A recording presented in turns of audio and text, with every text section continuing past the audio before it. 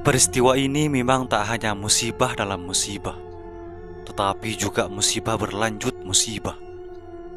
Kekejian aparat rezim Orde Baru tak hanya puas dengan menghabisi umat Islam di lokasi, tetapi dilanjutkan dengan penyiksaan terhadap orang-orang yang terluka. Selepas diobati seadanya di rumah sakit, mereka kemudian ditahan tanpa ada proses yang legal. Penangkapan-penangkapan juga berlanjut selepas tragedi tersebut. Penangkapan dilakukan baik yang benar-benar ada di lokasi saat kejadian ataupun orang yang tak tahu menahu tentang peristiwa tersebut. Mereka dipaksa untuk mengakui pernyataan palsu.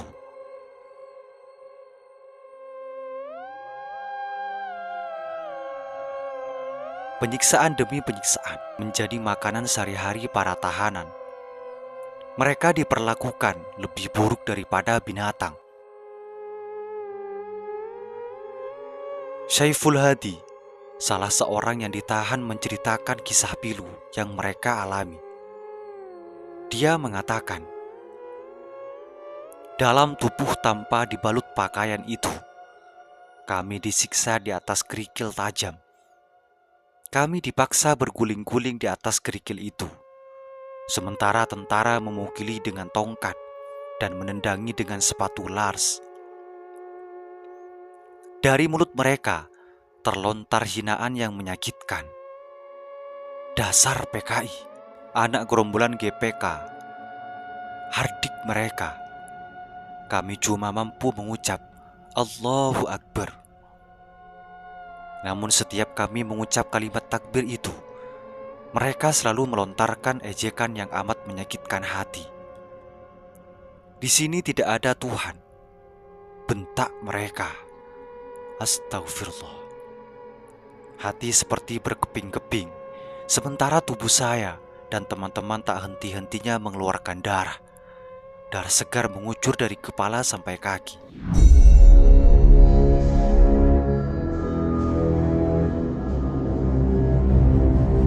Ada pula kisah yang amat pedih dialami Aminatun, salah seorang tahanan perempuan. Ia mengalami penyiksaan dan pelecehan di tahanan.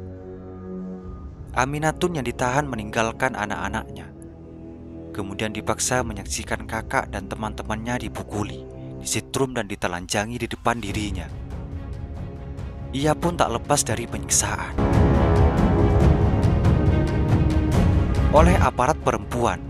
Jilbabnya dirobek dan ia diancam akan ditelanjangi. Ia pun di lain kesempatan akhirnya ditelanjangi oleh dua aparat perempuan. Ia dipaksa untuk mengakui terlibat pengajian di Tanjung Priok. Puluhan orang ditangkap dan disiksa aparat selama berbulan-bulan hingga bertahun-tahun. Orang-orang yang wafat menjadi korban tak pernah jelas di mana mereka dikuburkan. Banyak keluarga, ayah, ibu, anak mencari anggota keluarga mereka.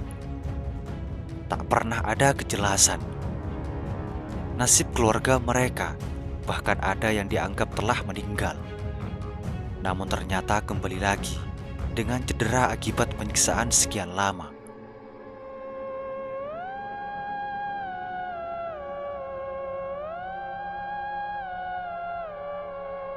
Penangkapan dan penyiksaan tak hanya menyeret orang-orang kecil yang ikut dalam demonstrasi kala itu atau korban salah tangkap, tetapi juga menyeret para mubaligh dan aktivis Islam. AM Fatwa, penandatanganan lembar putih, turut ditangkap dan divonis berat. Begitu pula Letjen HR Darsono, Salim Kadir, Profesor Osmani Al-Hamidi yang sudah sepuh dan Abdul Qadir Jailani. Mereka rata-rata menerima vonis 18 hingga 20 tahun. Mereka dianggap sebagai dalang dan provokator peristiwa Tanjung Priok. Peradilan yang mereka jalani pun peradilan sesat di bawah kendali oleh pemerintah.